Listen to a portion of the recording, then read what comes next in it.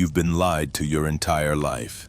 They told you good always wins, that if you work hard, play fair, and treat people right, success will be yours. But deep down, you've already seen the truth. Bad people often win, and they win big.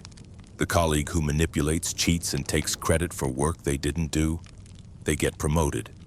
The politician who twists the truth, plays dirty, and steps on anyone in their way, they get the votes. Meanwhile, the honest ones, the rule followers, get left behind. It's not an accident, it's not bad luck, it's the way the game is built. We grow up with stories, fairy tales where heroes always triumph, villains get punished, and justice is inevitable. Those stories shape how we expect the world to work. But step into the real arena, the corporate boardroom, the political stage, the ruthless marketplace, and you'll see something else entirely. Here's the uncomfortable reality. The world is not a courtroom where the righteous are rewarded. It's a jungle. And in the jungle, survival isn't about kindness, it's about strategy. Think about it. In nature, the most gentle animal doesn't rise to the top. The predator does. The one who adapts fast, strikes without hesitation, and takes opportunities without asking for permission. This is where morality collides with reality. If you hesitate because you don't want to hurt someone's feelings, someone else will take the shot. If you second-guess every move out of fear of doing wrong, someone else will move forward without looking back. And while you're wrestling with your conscience, they're already 2 steps ahead. It's not fair. But it's how things work. Niccolo Machiavelli, one of the most controversial thinkers in history, understood this centuries ago. He wrote, "Men forget the death of their father more quickly than the loss of their inheritance." Brutal? Yes. But it reveals something most people don't want to face. For many, pragmatism outweighs morality. And here's the question you can't avoid. If breaking a rule could change your life forever, would you do it? How far would you go if no one was watching? And more importantly, are you even playing the same game as the people who win? Because here's the truth. Most of us aren't. We play the right game, the polite game, the one we were taught. They play the real one. Understanding this doesn't mean you have to become cynical or abandon your values. It means you stop living in a fairy tale and start seeing the battlefield for what it is. Because in the real world, success is a blend of intelligence, timing, and emotional detachment. And those who master it win. But why exactly does emotional detachment give people such an advantage? Why can some move forward without hesitation, while others freeze under the weight of guilt, doubt, or empathy? Let's break it open. Some people move through life like a blade through water. No resistance, no hesitation. While the rest of us get tangled in fear, guilt, or the need to do the right thing, they just act. And that difference changes everything. Emotional detachment is like a tailwind. It pushes them forward while everyone else is stuck, overthinking. They don't pause to ask, will this hurt someone's feelings? They ask, will this get me closer to my goal? Picture a swimming race. Most competitors follow the rules. They touch the wall, they pace themselves, they play fair. But one swimmer ignores the lines, cuts across the pool, and even blocks other swimmers if it gives them an advantage. They're not necessarily faster or stronger, but they finish first, because they refuse to let ethics slow them down. That's how it plays out in the real world. In business, in politics, in personal ambition, those who can act without the weight of guilt or shame can make moves others wouldn't dare to even imagine. Not because they're better, but because they're unburdened. We've all heard the stories. The CEO who built an empire by manipulating partners, exploiting employees, or withholding critical information. The politician who climbs to power not by serving the people, but by playing them like chess pieces. These people don't freeze, don't hesitate, and certainly don't lose sleep over their choices. For them, people aren't allies. They're resources. And while this feels cold, even cruel, it works. Machiavelli put it plainly. It is better to be feared than loved if you cannot be both. A harsh truth, but one that explains why some rise faster than others. Fear is a tool, and for those who value results over relationships, it's often more effective than affection. But here's the real advantage. They're not paralyzed by what-ifs.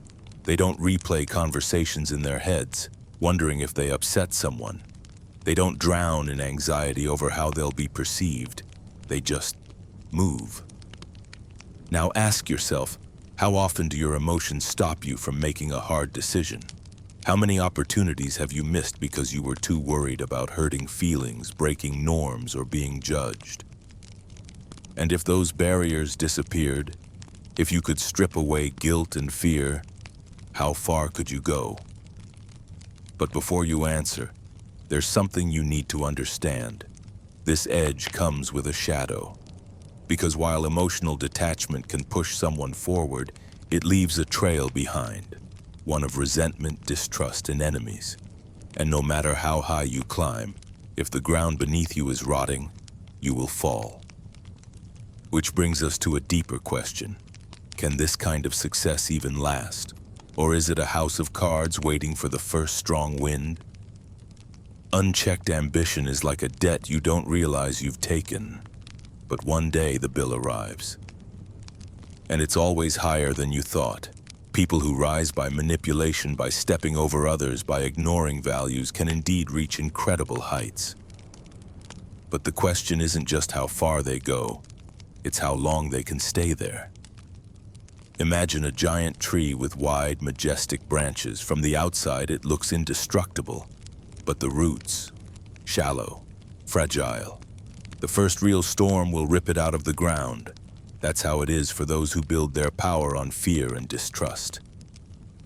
They may look unshakable, but beneath the surface, resentment grows. Silent, patient, and explosive. History is full of these examples. Dictators who seemed untouchable until the public's quiet hatred turned into revolution. Corporate leaders who dominated their industries until one scandal destroyed everything overnight. The pattern repeats because power without trust is unstable by nature. It's a house of cards, impressive to look at, easy to collapse. Even Machiavelli, who openly valued effectiveness over morality, left a warning. A leader can be feared, but must never be hated. Hatred is a slow poison. It eats away at loyalty, erodes alliances, and turns even your closest supporters into potential traitors. And here's the part people rarely think about. The higher you climb through ruthless means, the lonelier it gets.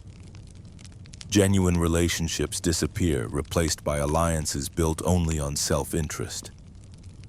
Every glance feels suspicious, every handshake hides a calculation. You start wondering, is this person here for me, or for what I can give them? That constant paranoia becomes a prison. You can't relax, you can't trust. You're always looking over your shoulder, waiting for the hit you know will come. It's exhausting. And then there's the inner cost. You can accumulate wealth, control, even fame. But if you've traded away your values, your empathy, your purpose, what's left when the noise fades? Often nothing but emptiness. A victory with no meaning. A life filled with power but starved of peace. So here's the real question. If success built on fear and manipulation is so fragile, so exhausting, and so lonely, is it really success, or just a shiny version of failure? On the surface, the question sounds simple. What does it mean to truly prosper? But peel back the layers and it gets uncomfortable. In a world obsessed with power, wealth, and recognition, have we mistaken the appearance of success for the real thing? Think about it. We celebrate the person with the biggest house, the loudest title, the flashiest lifestyle. We rarely ask what it cost them to get there, or what's left of them once they arrive.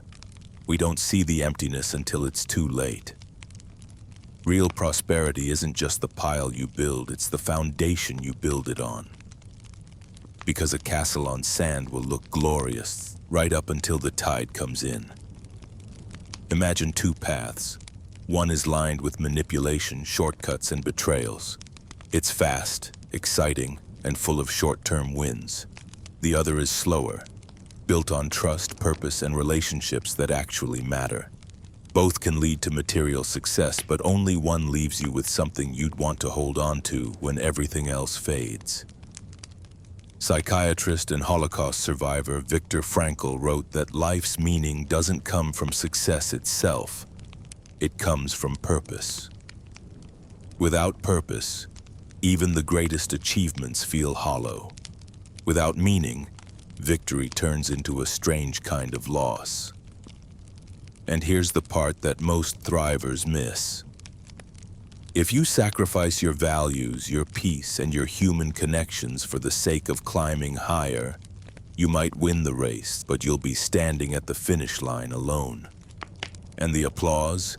It will fade faster than you think. Look at history's most admired leaders, innovators, and creators. Their legacy wasn't just what they got, it's what they gave. They're remembered because their influence built something bigger than themselves. Not because they outmaneuvered every opponent, but because they left behind something worth remembering. The people who win through ruthless means might amass fortune, but the wake they leave is full of broken trust, bitterness, and destruction. And in the long run, it's the wake, not the wealth, that people remember. So maybe prosperity isn't about how much you collect, but how much you can stand behind the life you've built. The kind of life that lets you sleep at night, look people in the eye, and know you didn't have to burn the world down to feel significant. Real prosperity is having the resources you need, the relationships you value, and the peace to enjoy both. It's knowing that your wins didn't cost you your soul. And that leads to the final choice. Will you keep chasing the world's shallow version of success, or start defining prosperity on your own terms? In the end, everything comes down to one truth. You are the only one who decides what winning means for you. The world will try to sell you its definition, the titles, the numbers, the recognition. It will tell you that this is the measure of your worth, and if you're not careful, you'll spend your life chasing a finish line that keeps moving until there's no race left to run. But here's the thing. Every choice you make is a vote for the kind of life you're building, a vote for the kind of person you're becoming. If you choose to play only for power, you might get it, but you'll also inherit its shadow, fear, paranoia, and isolation. If you choose to play for meaning, your wins may come slower, but they'll be yours. They'll be worth keeping. Ask yourself right now, if you lost the money, the status, the recognition, would you still be proud of the way you lived? Would you still have people who'd stand with you when there's nothing left to gain? Would you still respect yourself in the mirror? Because when everything is stripped away, that's all that's left. Not the applause, not the headlines, just you, and the truth about how you played the game. Machiavelli understood strategy, Frankl understood meaning, and somewhere between those two is where real power lives, the ability to win without losing yourself. So here's your choice. You can keep following the script the world handed you, compete, consume, dominate, and hope the emptiness doesn't catch you. Or you can rewrite the script entirely. Decide that prosperity isn't just about what you have, but about who you are when no one's watching. Because here's the quiet truth no one tells you. The most powerful person in the room isn't the one everyone fears. It's the one who doesn't need to prove a thing. The one who moves with purpose, not desperation. The one whose life is built on something that storms can't touch. And that is the kind of success they can't take away from you. So, what will you choose?